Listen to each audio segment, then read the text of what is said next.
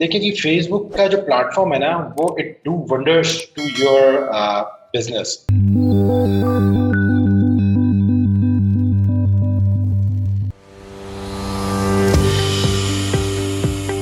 और वंडर्स इस तरीके से होते हैं कि आप जब अपना कोई एड कैंपेन लॉन्च करते हैं, तो वो एड कैंपेन लॉन्च होने के बाद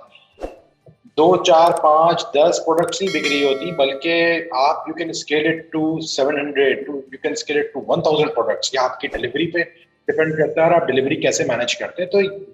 जब आपसे वाली बात जिक्र की कि 45 मिलियन पीपल का, लोगों का डेटाबेस फेसबुक के पास मौजूद होता है, और वो आपका मैसेज जब इतने सारे लोगों को रीच करवाता है, और उसके साथ साथ उसको ये पता है कि किस प्रोडक्ट का कौन सा बायर है और वो कहाँ मौजूद है और मैंने उसको कब किस टाइम पे दिखाना है, तो ये इतना वैल्यूबल डाटा होता है कि एग्जैक्टली फेसबुक नोज, फेसबुक का एल्गोरिथम लर्न करता है, उसको एग्जैक्टली पता है कि किस जगह पे आपकी जो प्रोडक्ट आप सेल कर रहे हैं उसका उसका बायर मौजूद है। नतीजा यह निकलता है कि आपकी प्रोडक्ट सेल होना शुरू हो जाती है हजारों की तादाद में। मतलब मैंने पर्सनली अपनी कैंपेन्स में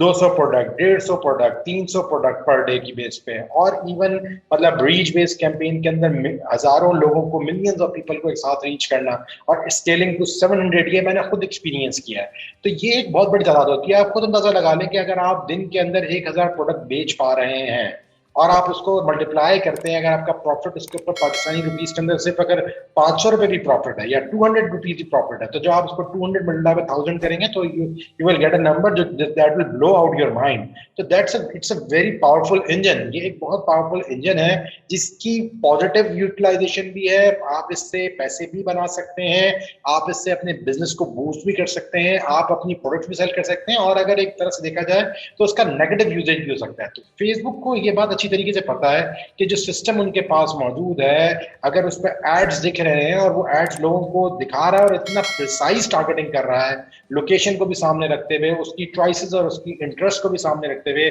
उसकी डेमोग्राफिक्स को भी सामने रखते हुए, तो आप खुद समझ सकते हैं कि कितना स्ट्रॉन्ग सिस्टम है और इसका किस तरह की यूटिलाइजेशन हो सकती है। फेसबुक की कुछ पॉलिसीज हैं, कुछ स्टैंडर्ड्स हैं। उन स्टैंडर्ड्स को अगर आप फॉलो नहीं करेंगे तो आपकी जो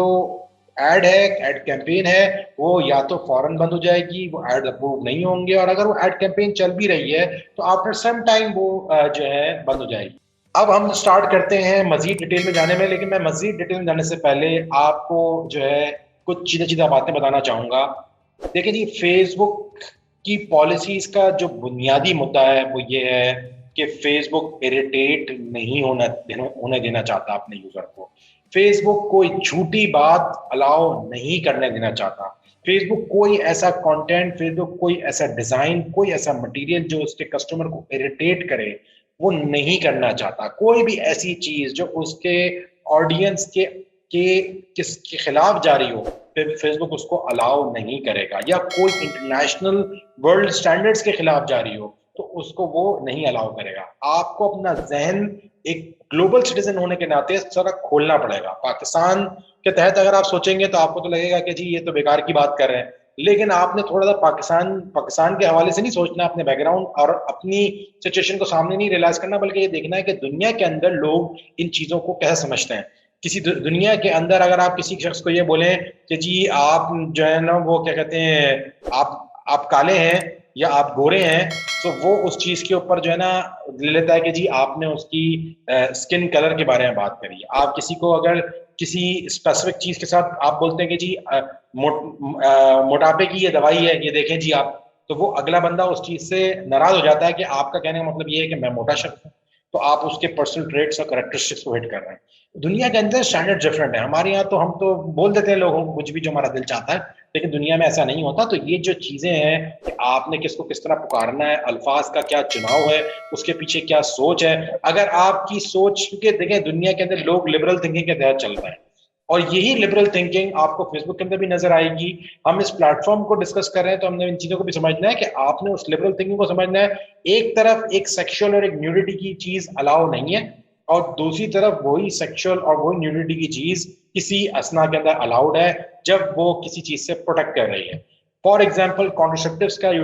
की अगर हम पॉलिसी की बात करें तो कॉन्ट्रासेप्टिव्स के एड्स सेक्सुअली मतलब explicit ads are not allowed on Facebook. Nudity promote करने वाले एड्स अलाउ नहीं है, लेकिन चूंकि कॉन्ट्रासेप्टिव से सेफ्टी का फीचर भी हाईलाइट होता है, आप बीमारियों से भी बच जाते हैं। तो वहां पर जब आप इस एंगल से उसको एक्सप्लेन करेंगे तो Facebook do allow those ads. तो आपने ये समझना होगा, इस सोच और इस साइकी को जहन में रखना है कि आप जिस प्रोडक्ट को प्रमोट कर रहे हैं, आप जिस एड को लेकर आ रहे हैं, उस एड के अंदर इन प्रिंसिपल्स को जो दुनिया के अंदर जो कॉमन स्टैंडर्ड्स हैं ह्यूमैनिटी के, वो कहीं से जो है वो उनको तो हिट नहीं कर रहा। आपके एड्स जो हैं वो क्या कहते हैं, किसी इथनिक थिंग की वजह को तो फोकस नहीं कर रहा है, कि उनकी तो हकूक की हक तलफी नहीं कर रहा है, किसी के पर्सनल ट्रेट्स और कैरेक्टरिस्टिक्स के ऊपर तो बात नहीं कर रहा है, उनके पर्सनल एट्रीब्यूट्स को नेगेटिवली तो पोर्ट्रे नहीं कर रहा है। तो ये सारी चीजें हैं। तो इन तमाम चीजों को सामने रख के, क्योंकि आप 1 से लेकर जो 28 तक ये सारी की चीजें 31 तक आप ये पॉलिसी सारी अजबर तो नहीं कर सकते, लेकिन आपको जब ये बेसिक सेंस एक बन जाएगा तो आपको अंदाजा हो जाएगा, अच्छा यार ये प्रोडक्ट मेरी बिक सकती है, या ये मेरी प्रोडक्ट नहीं बिक सकती, या ये मेरी जो प्रोडक्ट है ये मैं अगर इस तरह करके बेचूं तो ये बिक जाएगी, अगर मैं इस तरह करके इसको नहीं बेचूंगा तो ये नहीं बिकेगी, इस तरह करके बेचूंगा तो ये नहीं बिकेगी। तो बहरहाल आपको इस चीज का जो एक सेंस है वो आपको डेवलप हो जाएगा।